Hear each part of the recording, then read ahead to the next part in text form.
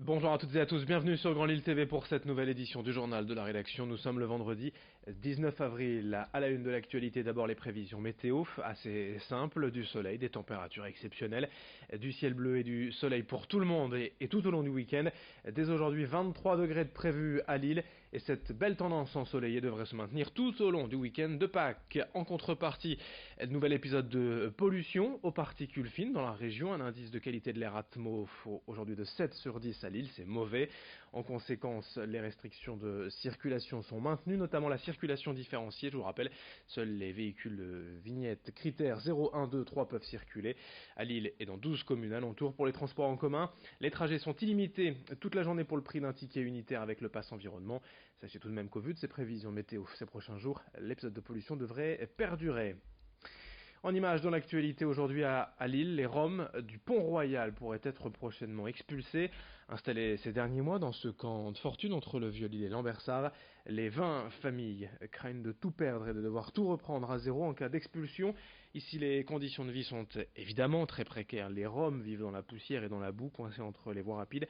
Mais pour eux, être expulsés, ça veut dire aussi changer d'adresse et donc redémarrer une procédure de demande de travail ou de logement. Dernièrement, des rumeurs annoncent que la ville veut démanteler le camp, ce que dément pour l'instant la préfecture. Le collectif Solidarité Rome Lille Métropole a quand même écrit une lettre au préfet délégué pour l'égalité des chances dans l'espoir de renouer le dialogue. Explication au micro de Rémi Desremaux. Pour nous, en fait, pour tout le monde qui habite ici, en fait, il fait un petit peu peur, en fait, parce que les gens qui habitent ici, il y a des gens qui travaillent, il y a des enfants qui sont scolarisés aujourd'hui. Mais nous, on voulait savoir pourquoi et la décision de préfecture, il faut quelque chose que ça change. On ne fait pas de venir comme ça, de jeter tout le monde dehors. Et il y a des personnes qui toujours il fait peur, en fait. Nous, on cherche toujours, on cherche du travail, on voulait rester ici en France, en fait. L'actualité, c'était également en sport, bien évidemment, avec le programme du week-end. On va tout savoir avec le journaliste de la Radio Métropolis, Maximilien Carlier. Bonjour Maximilien. Bonjour Adrien. Maximilien, on démarre par le basket. Victoire obligatoire pour les joueuses villeneuvoises. Le SBVA qui a perdu cette semaine à Nantes reçoit ce samedi soir 20h au Palacium Mondeville. Alors, la saison régulière est terminée et là on joue les playdowns. En deux mots, les playdowns c'est un mini championnat à 4 équipes. Un club va descendre, les 3 autres sont maintenus dans l'élite. Chez les garçons, le LMB se déplace à Paris ce vendredi. Un match de milieu de tableau. Les Lillois sont 12e, Paris 11e. Il y a un nouveau joueur qui est arrivé à Lille, c'est Luc Bloubaki. Il vient de Monaco, club de proie. Du handball également au programme. L'USDK Dunkerque, 10e, reçoit la Lanterne Rouge, le dernier, Ponto. Match au Stade des Flandres, samedi à 20h. Lille est à Toulouse ce week-end. Ouais, dans la ville rose, les footballeurs du LOSC jouent ce dimanche à 15h lors de la dernière journée de Ligue 1. Lille a écrasé le Paris Saint-Germain 5-1. On le rappelle que les Lillois sont toujours deuxième du championnat. Ils ont 8 points d'avance sur le troisième, Lyon. Et puis un bel événement à Léquin, les championnats du monde de vol en soufflerie. Oui, sur place, 300 compétiteurs qui viennent de 33 pays différents. Alors en deux mots, le vol en soufflerie, ça reproduit les conditions d'un saut en parachute. C'est de la chute libre dans un simulateur. Le but, c'est d'enchaîner les figures de manière synchronisée.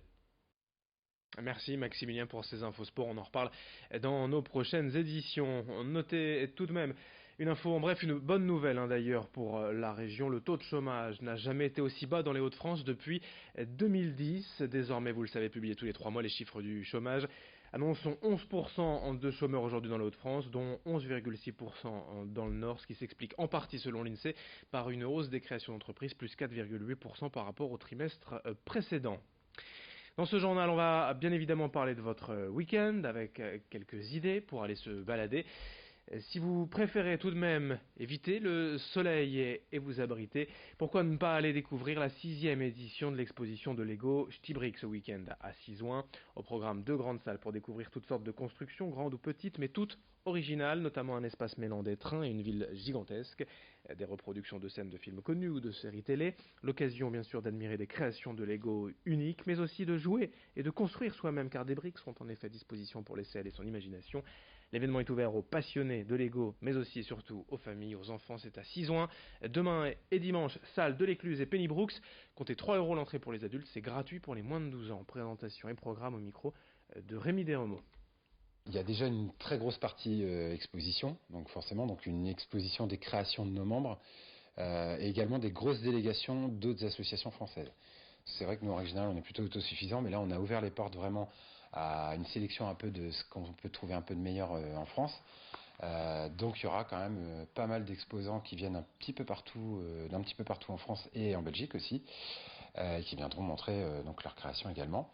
Donc ça, c'est à peu près les 3/4 de la surface.